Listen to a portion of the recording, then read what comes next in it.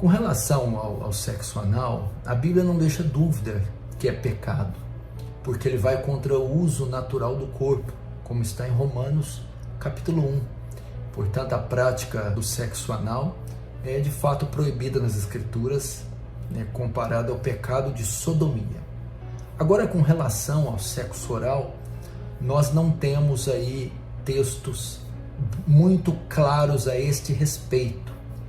Nós temos alguns que podem nos ajudar nessa pergunta tão difícil. Primeiro, em Hebreus capítulo 13, verso 4, o escritor diz: venerável seja o matrimônio, ou seja, digno de honra, honrado seja o matrimônio, o casamento, e o leito sem mácula, mas Deus julgará os impuros, os adúlteros. Significa que o ato conjugal, o leito, a intimidade sexual do casal deve ser livre de impureza. No contexto está falando de adultério. Mas não somente isso.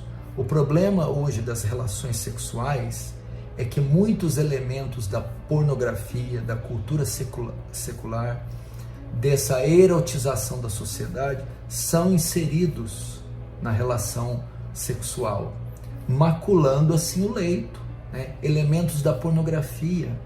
E muitas vezes o marido, os homens, buscam nas mulheres aquilo que consumiram por anos na pornografia ou nas prostitutas.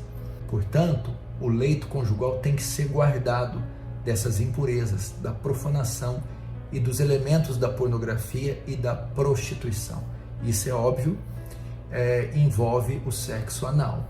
Então aí nós temos a primeira pista para lidar com isso. A relação sexual tem que ser pura. Mas quando vamos para o livro de Cantares e o livro de Provérbios, me parece que, principalmente Cantares, que trata da relação de Salomão com a sua noiva Sulamita, e há textos ali dedicados para a relação sexual. E os textos não abordam só a relação em si, mas mostram muitas preliminares, com carícias. E o livro de Cantares cita passagens falando da genitália masculina, feminina, dos corpos nus, de seios sendo acariciados, mostrando que a relação sexual não está limitada apenas à penetração, mas a carícias que envolvem outras partes do corpo. Se ele está falando da genitália masculina e feminina, dos seios, que esses podem ser acariciados, beijados, então nos dá uma abertura para dizer que o sexo oral pode ser válido nesse sentido. Agora tem um terceiro texto que vai nos ajudar, e eu acho que ele é o principal. 1 Pedro capítulo 3 diz: vós maridos, coabitai com as vossas esposas com entendimento, dando ela honra como vaso mais frágil. Essa palavra coabitai quer dizer viver a vida comum no lar, o dia a dia, envolvendo relações sexuais. Então tenham relações sexuais com ela com entendimento, com sabedoria, com graça, com amor, levando em conta que ela é o vaso mais frágil, ou seja, que não seja nada imposto, obrigado, agressivo. E o outro texto, então, para fechar isso, está em 1 Coríntios capítulo 7, uma parte é destinada à relação sexual, e Paulo vai ensinar o quê? Que os maridos e as esposas têm que ter relações sexuais, ou deixar de ter, com mútuo consentimento. Então guarde essa palavra. O que é mútuo consentimento?